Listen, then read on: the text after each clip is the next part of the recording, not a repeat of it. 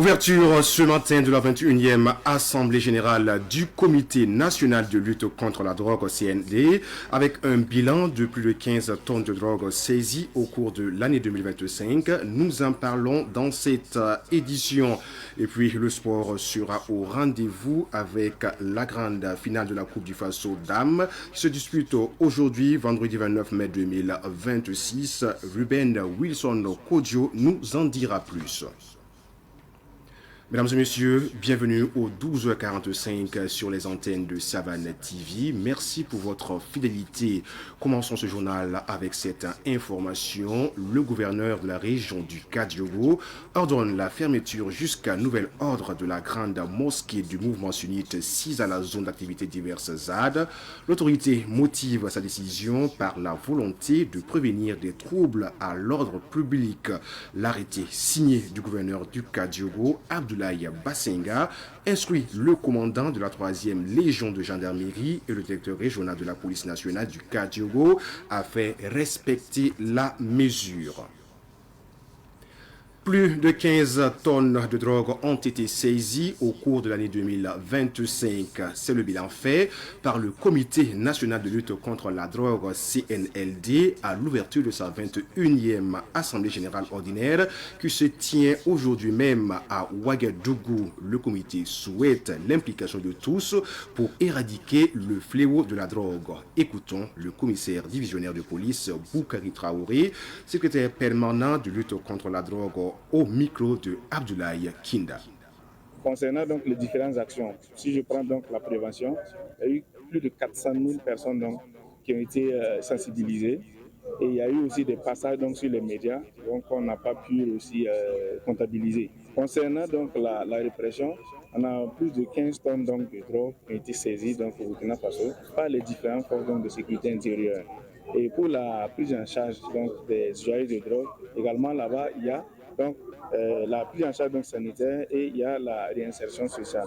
Bon, à ce niveau, on a en tout cas près de 500 personnes donc, qui ont été prises en charge. Le Burkina Faso donc, vient de loin et il y a véritablement beaucoup d'efforts qui sont en train d'être faits au niveau donc, de la prise en charge pour la réinsertion des usagers. Il ne faut pas nier en tout cas le fait que effectivement ce phénomène-là a pris de l'ampleur au Burkina Faso. Et on va même plus loin pour dire que de plus en plus on constate même que le milieu scolaire est plus gangréné. C'est pourquoi d'ailleurs nous privilégions donc ce milieu en termes donc de sensibilisation.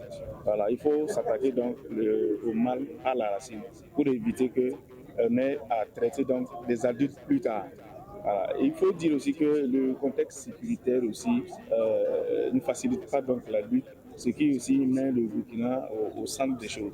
Voilà. Et la position même géographique donc, du Burkina aussi fait que véritablement elle se retrouve donc comme une plaque tournante donc, dans le trafic donc, illicite de drogue. Et vous savez que là où il y a donc, le terrorisme qui sévit, eh bien, ce sont des fléaux qui accompagnent donc, le Canal Plus Burkina, en collaboration avec son ambassadeur Moussa Ouedraogo alias Petit Sergent, a annoncé les couleurs de son 8e one-man show intitulé Goumé Pro Max.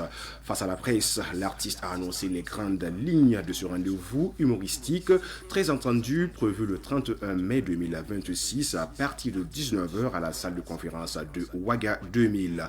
La conférence de presse s'est tenue hier au collectif des architectes du Car à Ouagadougou, le point avec Mariam Pakisba Ouedraogo. Goumé Promax, une expression qui traduit la douleur liée au chagrin d'amour. C'est sous ce thème que l'humoriste Moussa Ouedraogo, dit Moussa Petit Sergent, promet de tenir son public en haleine pendant 1h30 de spectacle avec à peine 25 secondes de réflexion ou de sérieux. Tant le show se veut résolument humoristique. Moussa Petit Sergent entend offrir au public un spectacle riche en rire, en dérision et en scènes inspirées du quotidien. C'est en écrivant le spectacle que le terme s'est imposé de lui-même. Mais il faut dire que, comme son nom l'indique, Goumé Pro Max, on va parler de chagrin d'amour. Voilà. Donc, il faut dire que moi, je ne décide pas d'un sujet avant de commencer à écrire. J'écris et après je me rends compte que, ouais, et après je cherche maintenant l'appellation que peut porter ce que j'ai écrit. Mais il faut dire que, bon, qui ici peut dire que lui n'a jamais vécu un Goumen? Après, je me suis dit, c'est une situation que beaucoup de personnes vivent. C'est une situation c'est l'une des situations les plus démocratiques au monde. Pour ce spectacle, le prix d'entrée est plus élevé que les spectacles précédents. Un choix qui, selon l'artiste, se justifie par plusieurs raisons, notamment l'envergure de l'événement et les moyens mobilisés pour offrir un spectacle de qualité. Ce n'est pas donné à tout le monde. C'est vrai que 20 000 francs pour le contexte actuel, pour beaucoup de personnes, voilà, ce n'est pas évident. Je suis parfaitement conscient. Mais il faut dire qu'à un moment donné aussi, pour éviter que demain vous fassiez une cagnotte pour moi, voilà, il faut que je prenne certains risques aussi. Voilà. Donc, ça ne veut pas dire que je me coupe un peu de ma base ou que j'oublie d'où je viens, des choses comme ça. Voilà. Mais je l'ai mis là aussi pour permettre aussi à l'artiste éventuellement de vivre effectivement de son art. Je pense que Moussa l'a dit, hein, on ne pouvait pas manquer à ce rendez-vous étant quand même notre ambassadeur. On ne pouvait pas ne pas participer. Et comme vous le savez, Canal+, partenaire de l'événement, Canal+ Burkina accompagne son ambassadeur depuis plus de 5 ans. Une collaboration que l'entreprise se réjouit de poursuivre. C'est révélateur de talent et on accompagne les talents. Notre devoir également étant dans le pays, c'est non seulement de révéler ces talents, comme je viens de le dire, mais de les montrer aux yeux du Burkina, et où également nous avons la chance d'être mondialement connus, pouvoir porter ces talents burkinabés, ces étalons-là, aux yeux du monde entier. C'est une fierté pour nous également de pouvoir créer des contenus avec eux, faire plaisir davantage à nos abonnés. Le one-man show de Moussa Ouedraogo, dit Moussa Petit Sergent, se tiendra le 31 mai prochain à partir de 19h à la salle de conférence de Ouara 2000.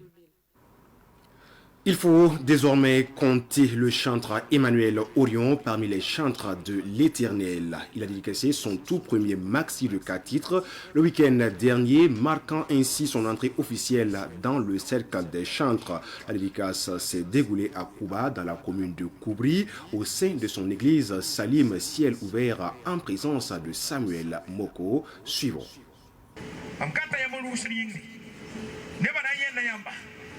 Cette prière marque ainsi le début du ministère de louange du chantre Emmanuel Orion. C'était à l'occasion du lancement de son maxi de 4 titres baptisé Jésus Ata. Ce maxi est une interpellation. Il est également une invite à être fidèle à Jésus-Christ, quelle qu'en soit la situation. Je parle plus d'être fidèle à Dieu, de confier tout à Jésus, car Jésus, il est la solution. J'appelle à tous ceux qui vont écouter ces chansons, voilà, de prier, de toujours prier pour moi, afin que je puisse prospérer dans l'œuvre de Dieu et rester ferme en Jésus. Dans ce maxi du chantre Emmanuel Orion, il y a des titres comme « Mon royaume n'est pas de ce monde ». Mon royaume n'est pas de ce monde, mon royaume n'est pas d'ici-bas. Et Jésus Ata. Pour la présentation de ce maxi, le chantre a bénéficié d'un accompagnement de son pasteur qui lui a prodigué des conseils pour la réussite de sa mission d'évangélisation à travers les chants. La Bible nous dit que l'humilité précède la gloire. Quelqu'un qui s'humilie, quelqu'un qui est humble, est toujours la personne que Dieu est à côté de la personne et que c'est la personne que Dieu élève. Donc s'il reste humble, Dieu va toujours élever, mais je prie que le Seigneur qui lui a commencé avec lui continue à l'élever jusqu'à atteindre les niveaux que le Seigneur a préparés. Le chantre Emmanuel Orion prévoit des campagnes d'évangélisation sur le plan national et international pour la promotion de l'œuvre Jésus Ata.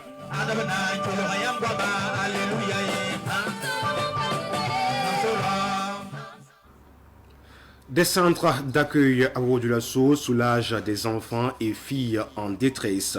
Il s'agit du centre Havre du Bon Pasteur et du centre d'Inkanou qui reçoivent des victimes de grossesse non désirées, de mariages forcés, orphelins ou enfants abandonnés. Des centres qui travaillent en collaboration avec le ministère de la Famille et de la Solidarité pour garantir un épanouissement et une réinsertion sociale à leur cible.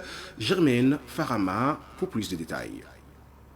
Au centre Havre du Bon Pasteur de Bobo-Dioulasso, ce sont des filles victimes de grossesses non désirées et rejetées par leur famille, des filles victimes d'abus ou de violences sexuelles, des filles victimes de mariages précoces ou forcés qui sont accueillies. Sophie, nom d'empreinte, est une jeune fille de 17 ans qui a trouvé refuge dans ce centre après avoir échappé au mariage forcé. En intégrant ce centre en novembre 2025, elle a eu la chance de poursuivre ses études en classe de seconde. Mon père est décédé, j'étais à 6 ans, je suis venue chez ma tante ici. J'ai eu mon PPC l'année passée. Donc on m'a dit d'aller au village, je suis allée là-bas, on m'a donné un mariage forcé. Et que j'ai fui venir chez ma tante, on l'a menacé que si je ne viens pas, qu'on va la bannir de la famille. Donc je suis retournée encore. Et puis je suis venue ici. Et un monsieur m'a accompagnée. Je remercie à ceux qui m'ont accueilli parce que c'est grâce à eux que j'ai pu continuer mes études et je les remercie. À l'image de Sophie, nom d'empreinte, elles sont 8 jeunes filles et 3 bébés qui se trouvent actuellement au centre Bon Pasteur. Ces filles dans ce centre bénéficient d'un accompagnement professionnel pour leur réinsertion et épanouissement social. Le centre bénéficie d'un appui du ministère de la Famille et de la Solidarité. Après avoir échangé avec les filles et connaître leurs besoins, donc nous avons d'abord l'écoute, l'accompagnement psychologique, spirituel et nous les aidons aussi par rapport à la formation professionnelle, ou éducation scolaire. Ça dépend aussi des capacités de la fille et de son besoin de réinsertion. Donc nous les accompagnons dans ces différents domaines-là. D'abord, nous les aidons à trouver du travail, à se réinsérer dans la société. Elles retournent dans leur famille ou dans leur province d'origine. Et de temps en temps, nous effectuons des visites de suivi. Au niveau du ministère donc, de la Famille et de la Solidarité, l'apport, c'est surtout au niveau des vivres. Nous recevons de temps en temps des vivres pour aider ces filles parce que comme elles sont hébergées ici. Depuis sa création en 2012, ce sont 104 enfants et 280 jeunes filles qui ont été reçus au Havre Bon Pasteur.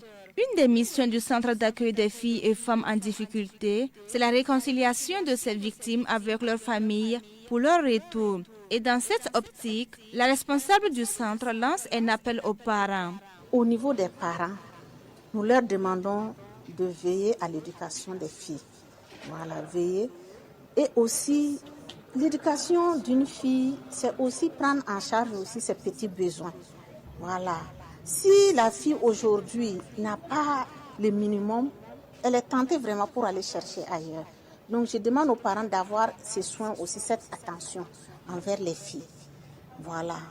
Et au niveau aussi des parents, c'est vrai, quelquefois ils ont fait ce qu'ils pensaient avoir fait et la fille a commis une bêtise.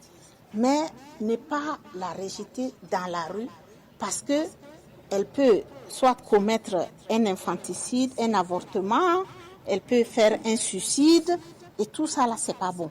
À côté du centre Havre du Bon Pasteur se trouve le centre d'accueil d'enfants en détresse d'Inkanou en langue djoula qui signifie l'amour de l'enfant. Ce centre accueille des orphelins, des enfants dont les mamans souffrent de déficience mentale ou physique, ainsi que des enfants en danger ou abandonnés. Les enfants reçus dans ce centre ont un âge compris entre 0 et 3 ans. La première chambre, c'est les bébés de 0 à 6 mois. Quand ils arrivent et que l'âge est compris entre ces âges-là, cet enfant-là est accueilli dans cette première salle. La deuxième salle, c'est les enfants de 7 mois à 11 mois. Et la troisième salle, c'est de 1 an à 2 ans, 3 ans. Pour la prise en charge de ces enfants, le centre d'accueil d'enfants en détresse d'Inkanou travaille en collaboration avec le ministère de la Famille. Ces enfants, avant d'intégrer le centre, passe d'abord par les services sociaux. Le ministère de la Famille et de la Famille et de la Solidarité intervient beaucoup dans cette structure. Et je peux dire qu'aujourd'hui, si nous existons, c'est parce qu'ils sont avec nous. Et comme je disais tout à l'heure, les agents concentrés, ils sont avec nous tous les jours. Matin comme soir, même si la nuit il y a un problème, on les appelle, ils sont avec nous. Ils font vraiment un suivi global, je peux dire, intégral, parce que tout ce qui est suivi technique, même dans la prise en charge des enfants, pour chercher de quoi donner à manger aux enfants, les ministères font beaucoup. La durée de séjour au centre pour ces enfants est de 3 ans, après quoi, chacun en fonction de son histoire regagne sa famille. Des conditions doivent être réunies avant leur sortie du centre. Comme les cas ne sont pas pareils, les orphelins normalement, c'est jusqu'à 2 ans. C'est-à-dire que si l'enfant rentre ici, quand il aura l'âge de 2 ans, on accompagne la famille pour que la famille récupère cet enfant-là. Il peut aller chez une grand-mère, chez une tante ou bien la sœur, en tout cas quelqu'un de la famille, ils vont retourner. Et les enfants en danger aussi, si au niveau de la justice, on a trouvé une solution, et ils vont retourner. Maintenant, les autres enfants, ils sont appelés à aller en adoption. Donc, l'âge n'est pas fixé. C'est en fonction du dossier. Florence Sano est l'une des femmes chargées de prendre soin de ses enfants. Elle y travaille depuis 25 ans maintenant. Nous sommes chargés de les rendre propres, de les nourrir, de prendre soin d'eux comme nos propres enfants. Quand un enfant est souffrant, nous faisons appel aux responsables.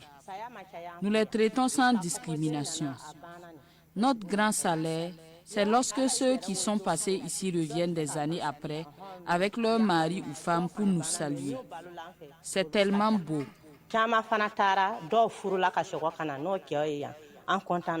Depuis sa création, le centre d'accueil d'un canot de Bobo Dioulasso a pu faire adopter par des familles plus de 100 enfants sur le plan national et international. Je le disais en titre, la Coupe du Faso version dames pour ce soir, la grande finale, prévue aujourd'hui même 29 mai 2026 à partir de 15h30 au stade du 4 août à Ouagadougou.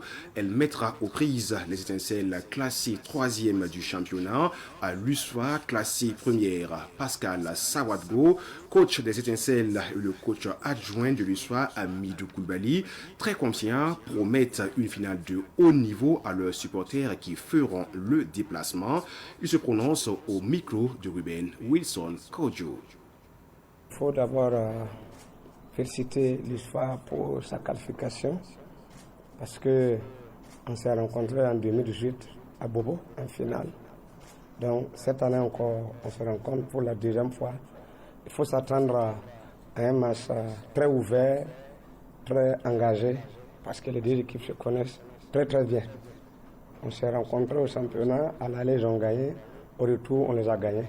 Donc c'est le match qui va maintenant départager la victoire de la saison. Et c'est le dernier match de la saison en attendant le regroupement pour l'équipe nationale. C'est aussi un excellent test aussi pour les joueurs aussi qui ont de l'ambition pour la CAN. Surtout qu'au niveau local, beaucoup de joueurs viennent de ces deux clubs. Donc il y a finale dans la finale. Les deux équipes se connaissent très bien. En championnat, match aller on a gagné, match retour on a perdu. Alors, nous aussi on a travaillé pour la finale. En finale, nous aussi on a des armes nécessaires pour pouvoir gagner ce match. C'est une finale, hein. Une finale, c'est pas un match de championnat. Une finale, bon, c'est l'équipe qui est déterminée, qui a envie de gagner, va gagner ce match.